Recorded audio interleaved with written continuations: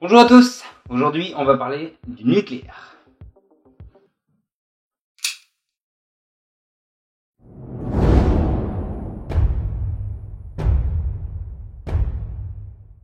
On va commencer cet épisode avec un peu d'histoire, et c'est avec grand plaisir que je cède la place à mon très estimé collègue, l'historien.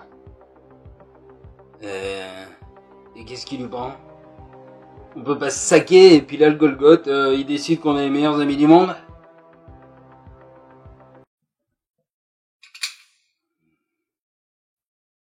Comme vous l'a dit mon très cher collègue, nous allons commencer cet épisode par un peu d'histoire. Tout commence en 1886. Un physicien français, Cocorico. Un physicien français donc, Henri Becquerel, découvre la radioactivité d'un minéral, l'uranium. Et grâce aux nombreuses trouvailles de Marie Curie, Cocorico. Comment ça Cocorico? Marie Curie, elle était polonaise, elle a juste été naturalisée française avec son mariage, c'est tout. Tu tiens vraiment à me contredire? Bref, grâce au travail de Marie Curie, c'est au tour de deux chimistes allemands, Strassmann et Hahn, de mettre en évidence le principe de fission nucléaire. Alors, la fission nucléaire, on va prendre 2 minutes pour en parler. Oui, on va peut-être même en prendre 3.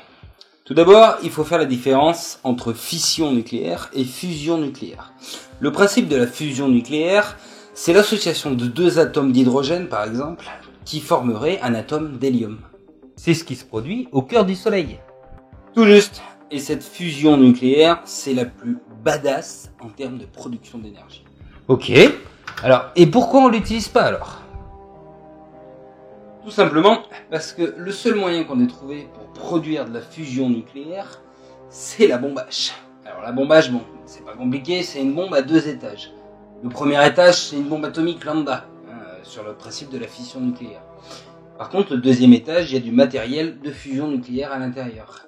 Et quand le premier étage pète, il va porter à de très hautes températures le deuxième étage de la bombe, qui va déclencher le processus de fusion. Et là, on a de la fusion nucléaire. Et il n'y a vraiment pas moyen de l'utiliser? Bah non, parce qu'on sait pas faire. Le problème de la bombe H, c'est qu'une fois que le deuxième étage a pété, on cherche pas à contrôler ce qui se passe. C'est-à-dire que pour la fusion nucléaire, il faut des conditions de température et de pression qui sont tellement élevées qu'on n'est pas prêt de pouvoir réussir à reproduire ça en laboratoire. Bon les gars, vous êtes bien gentils avec vos fissions, fusions depuis tout à l'heure, mais je vous rappelle que le titre de la vidéo, c'est nucléaire. Mais oui, j'y viens. Maintenant, on va parler de la fission nucléaire. Voilà, et la fission, c'est ce qu'on retrouve dans nos centrales nucléaires. Alors, pour faire de la fission nucléaire, il nous faut tout d'abord un gros atome, type uranium. Donc, un gros atome type uranium. Vous prenez par exemple l'uranium 235. On va le casser en deux, ça va nous donner un atome de krypton et un atome de barium. Alors, pour imaginer la fission nucléaire, vu qu'on est absolument nul en animation, je vous propose un petit atelier. Vous prenez ce neutron, vous le balancez sur un gros atome, type uranium.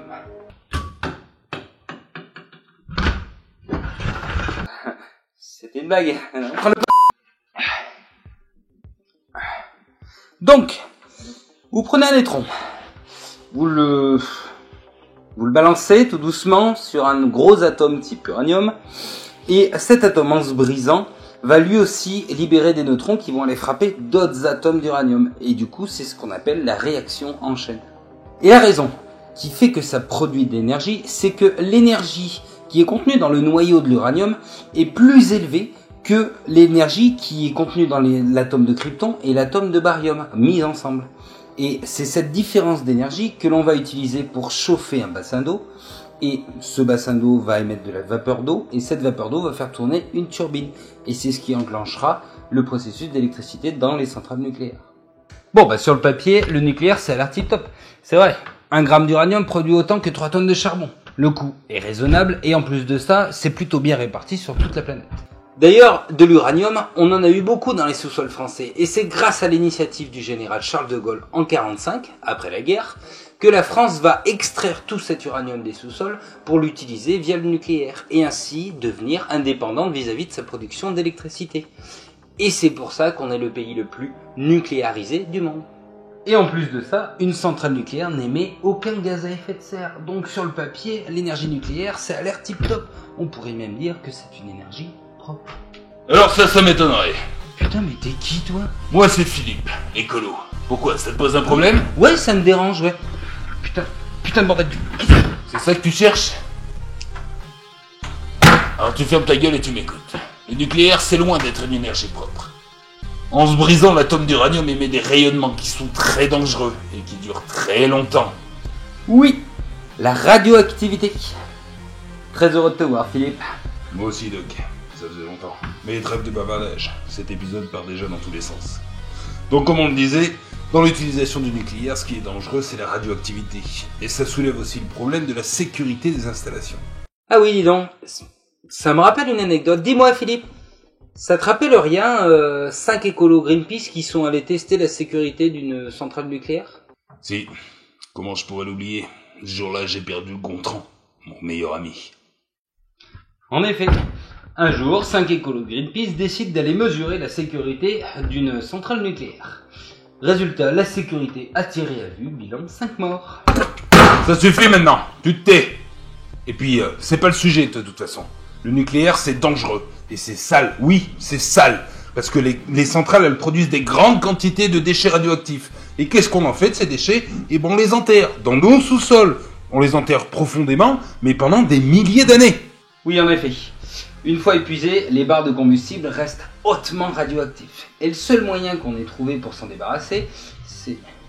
Oh, fais pas attention, moi.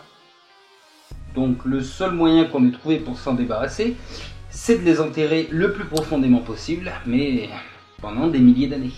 Tout ça pour vous dire qu'à l'heure actuelle, on ne peut pas se passer du nucléaire. Ça représente 79% de la production d'électricité en France.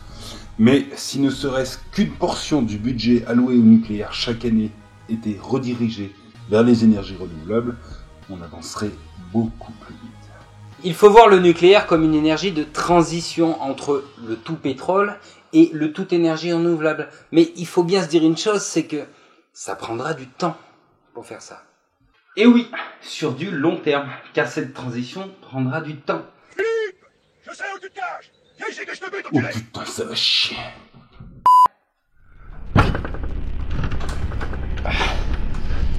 Ça y est, c'était le 3e épisode du coup de pouce. Bon, j'espère que dans tout ce bordel vous aurez appris quelques trucs quand même. Si jamais vous voulez me suivre sur Facebook ou Twitter, je vous mets les liens dans la description. N'oubliez pas de vous abonner et je vous dis à très bientôt.